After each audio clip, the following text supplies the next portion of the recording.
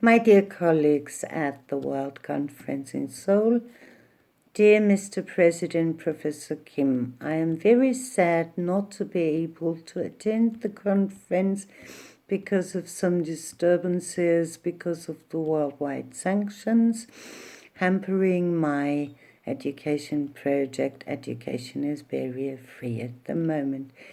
Nevertheless, I send all my love and greetings to you, and I appreciate the opportunity to be able to talk to you via video. I will abbreviate my speech a bit in order to be able to record it.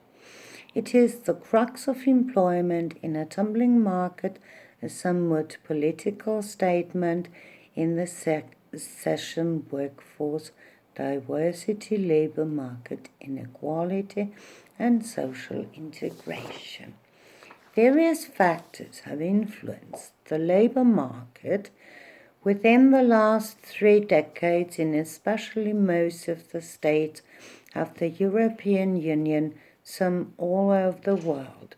Since my speech on DC families, given on the Congress Men at Work on the Threshold to the Third Millennium with ILO in Bratislava, February 1990, shortly after the Velvet Revolution, when a lot of hope was expressed and expected, labor market inequality has remained as it was before, and some more inequality has arisen.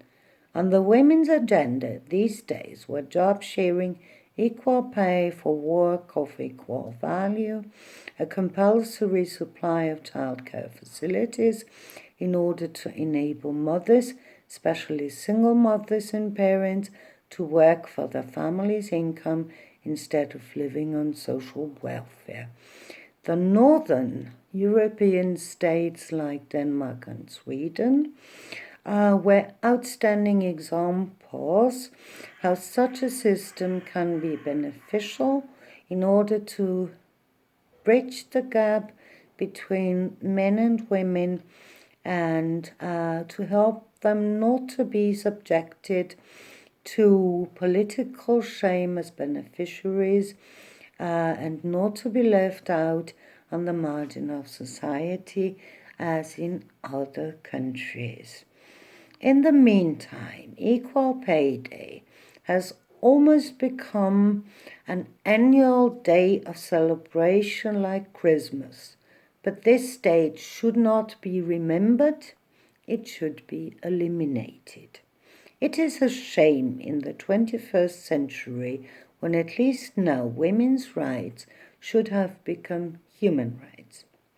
The feared feminization of poverty of the conferences of the 1990s is already showing effect these days because of part-time work of women, reduced old age pensions because of this part-time work, and because of unemployment of all genders because of automation.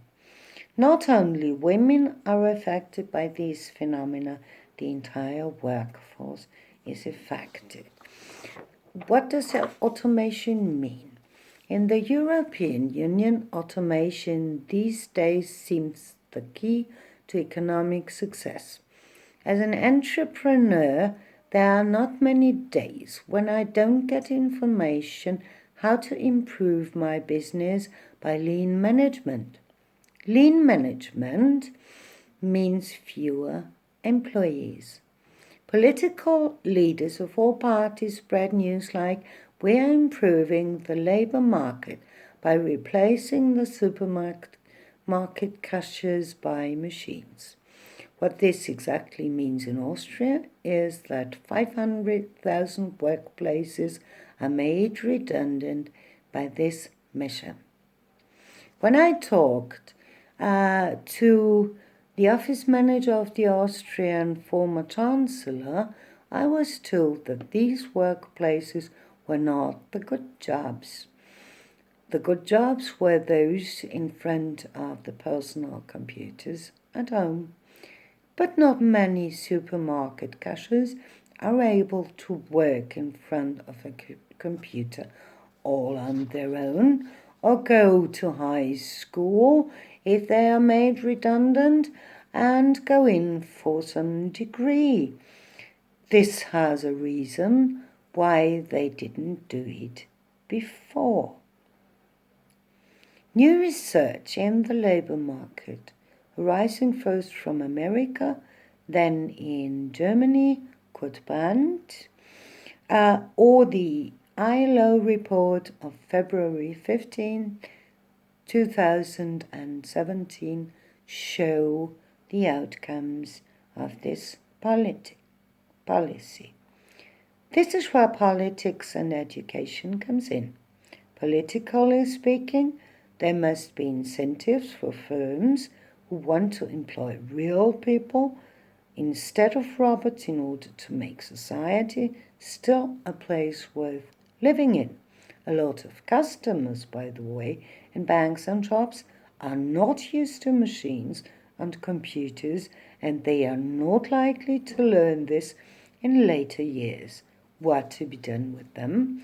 They cannot be left out and reduced in their freedom to cash money or to buy food, clothes, or travels. They will rise in numbers in the next decades, and even if they tried to keep pace with the development, there wouldn't be courses and educational program enough to keep them informed or teach them. In other societies, like the Latin Americas, workplaces have been created within the last decade by offering services like manual car washing, parking your car in front of a restaurant, walking your dog, gardening. It may look like exploitation in the European Union, but this is how employees without degrees can be sustained, and they can take pride in what they do, and they really appreciate it. When I was situated in Brazil, I had a housekeeper, a gardener, a car washer, and I sustained them, and this was a lively exchange and made life interesting and humane for both parts. If this development goes on, there must be education easily made accessible for those who have been made redundant, but based on their level of education till then. There must be programs what to teach them for what new jobs in order not to let them just be on the dole. This holds especially true for the newly arrived refugees in the European Union who have had decent jobs in their countries which are obsolete here. We cannot tell them to go to high school without first having primary education. We were not prepared for this situation 3 years ago, but we will have to tackle this problem very soon, and we cannot wait as long as we waited for the integration, the social integration of women. Modern work slaves have arisen instead of job sharing. Contract workers and part-time workers have been employed within the last 3 decades. The legal situation is much weaker than the situation of normally employed workers, as is their income. I myself once worked for 1 month as a contract worker to get the feeling. It was just an experiment, but it was a humiliating one. Part-time is modern slavery exerted by the state. As the amount of work is diminished, also the amount of old age pension is diminished.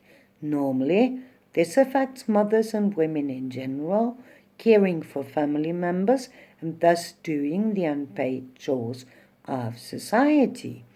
There should be a compensation for these women in their old age. Naturally, it affects also a neglectable number of men as single parents too, and the younger generation is affected more and more as work hours have to be split because of unemployment increasing all over the world. Unemployment risks are fostering a phenomenon that becomes prevalent more and more in Western society, the phenomenon of working poor.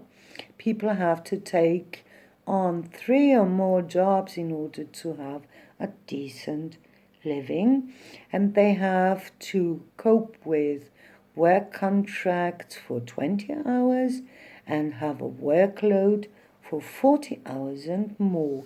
And if they are not willing to, there is somebody else just waiting for the job. This holds true especially for jobs in the social sector, as social work is undervalued and underpaid in general, but this kind of work is the most essential for the functioning of society.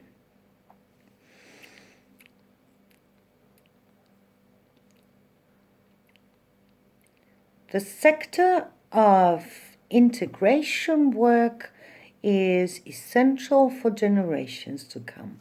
A fruitful dialogue between the cultures, if we all want a peaceful coexistence in the world, this cannot be left for volunteers. This must be paid work as well. What to be done as first steps? Education is the key to all this. The right education to be concise. It cannot just be job-orientated education we provide to young people. We already have an influx of aggression and physical illnesses all over the world. A lot of people have to pay for therapy already in order to cope with a life that has no affection and no rewards for them. Poor work conditions lead to a bitter contest between employees in a company, resulting in aggression and workplace bullying.